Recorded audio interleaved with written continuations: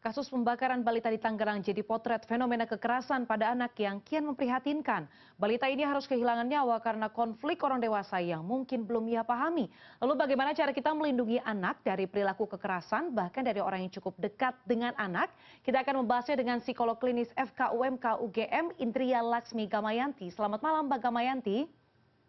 Selamat malam. Mbak Gamayanti, tadi kita sudah melihat begitu ya, ada sejumlah kasus seperti balita dibakar oleh kekasih sang ibu, kemudian justru anak yang menjadi perilaku kekerasan itu sendiri begitu. Sebenarnya kenapa ya Mbak ya seseorang yang justru dekat punya kecenderungan melakukan kekerasan kepada orang dekat itu? Karena biasanya kalau dekat punya hubungan yang lebih intim, punya hubungan emosional yang seharusnya bisa saling melindungi begitu Mbak. Iya, jadi pada hakikatnya ya orang-orang yang tega melakukan kekerasan, apalagi ketika kekerasan itu dilakukan pada anak, kita memang perlu melihat apakah yang bersangkutan ini memang mempunyai gangguan kesehatan mental. Biasanya seperti itu ya. Ada latar belakang dari pengalaman hidup dari orang tersebut sehingga terdorong dan melakukan tindakan-tindakan yang sadis begitu ya, tega pada anak-anak melakukan kekerasan. Mungkin sekali orang-orang dewasa ini juga pada waktu kecilnya pernah mengalami kekerasan-kekerasan yang ditujukan pada dia atau biasanya kita sebut dengan ACE ya, Adverse Childhood Experiences gitu.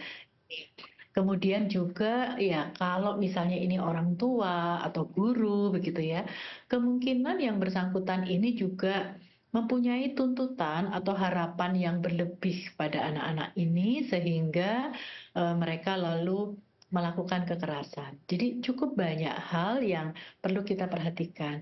Tetapi kalau saya melihat dari dua kasus yang tadi ditayangkan begitu ya, saya memang menduga bahwa pada pelaku-pelaku ini memang ada masalah-masalah kejiwaan yang juga harus diperiksa dan juga harus dituntaskan.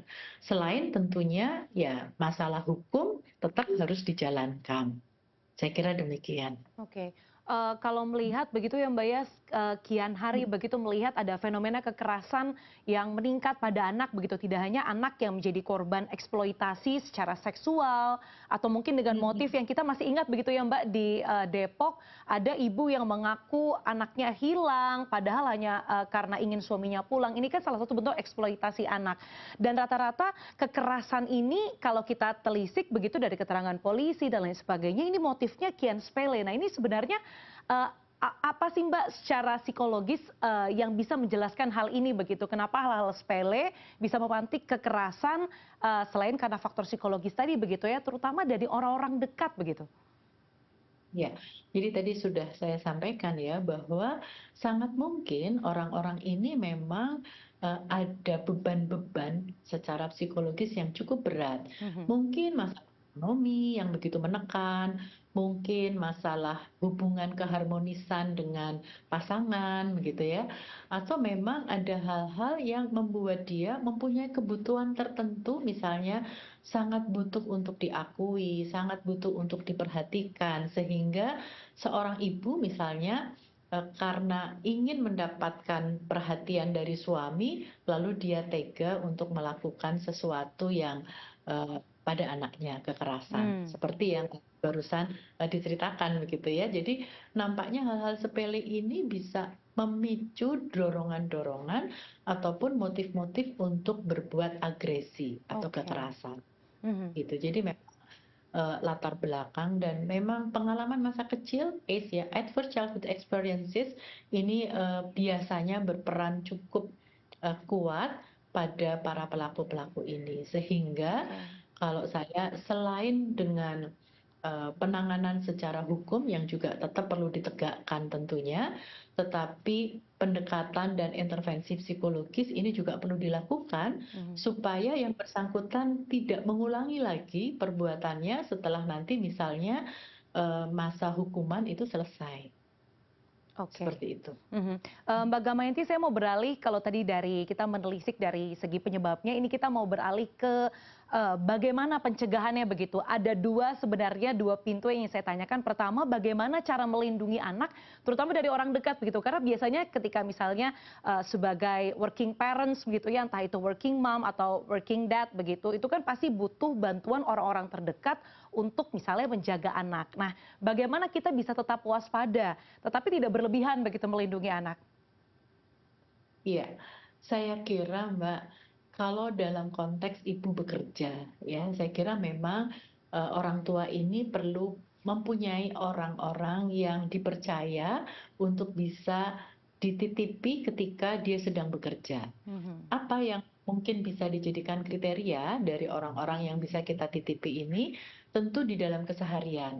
Apakah orang ini cukup bisa memberikan perhatian pada anak, ketika anak sedang menangis, Hmm. bagaimana perilakunya, dan sebagainya.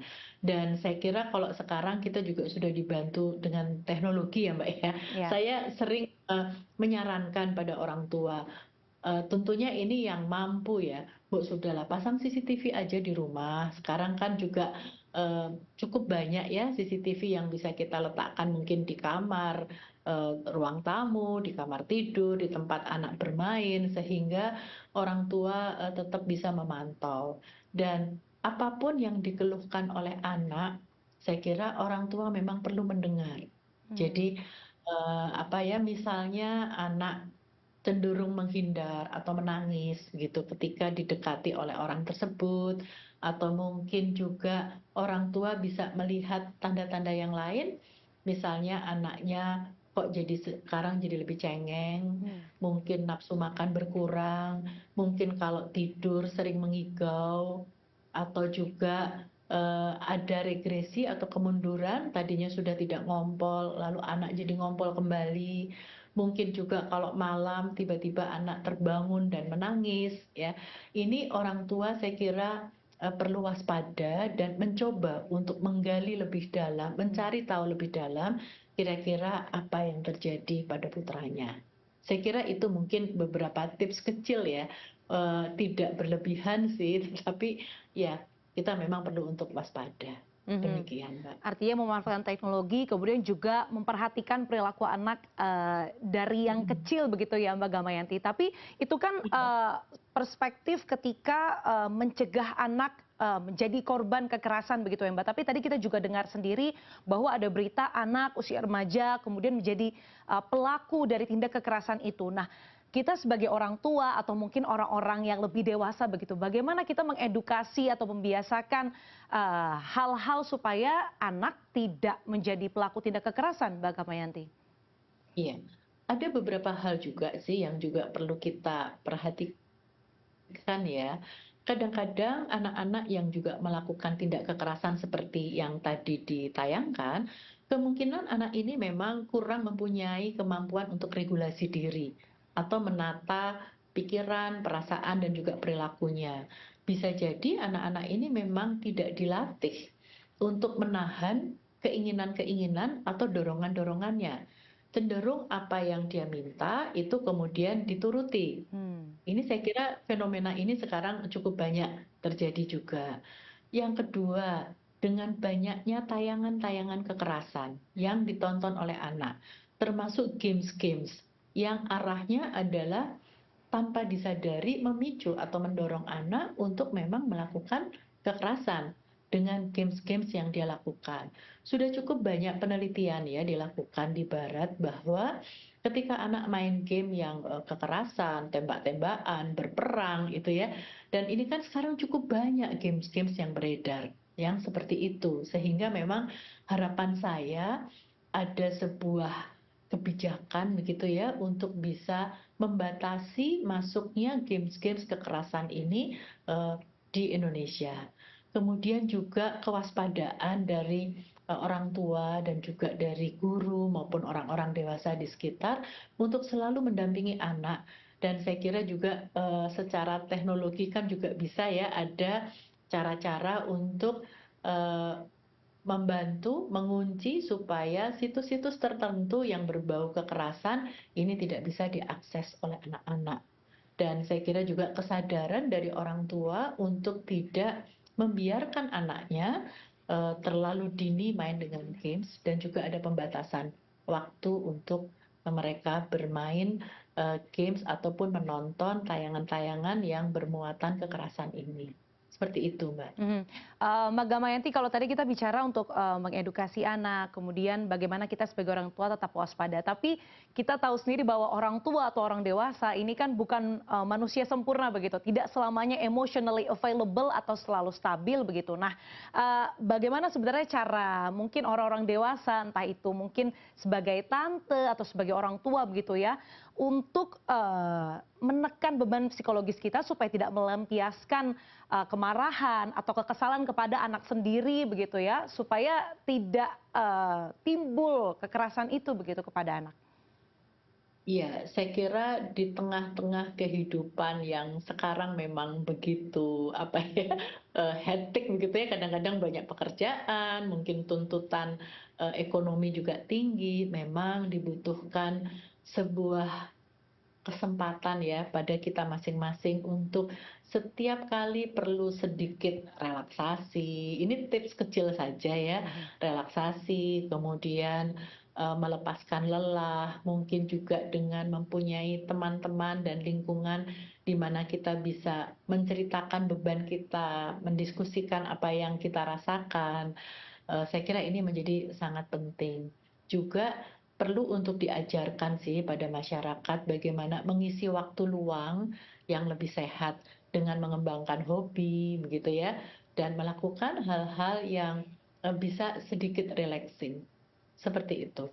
Oke, berarti Sambil juga kalau mhm. misalnya kita merasa, "Kok aku belakangan ini jadi, mudah marah ya," atau mungkin belakangan ini saya kayaknya jadi, suka melakukan hal-hal yang, di luar kontrol saya, artinya memang yang bersangkutan mungkin, perlu datang ke profesional untuk bisa dibantu, begitu, Mbak. Wah, ini berarti jangan lupa untuk tetap me time ya, Mbak Gamayanti, untuk bisa Betul tetap betul emotionally sekali. available buat anak-anak kita semua supaya nanti anak-anak kita juga bisa mendapatkan pendidikan dan juga lingkungan yang aman dan juga nyaman. Terima kasih sekali lagi Mbak Indria Laksmi Gamayanti, psikolog klinis FK UMK UGM untuk malam hari di Prime News. Terima kasih Mbak Gamayanti. Selamat malam, terima kasih kembali.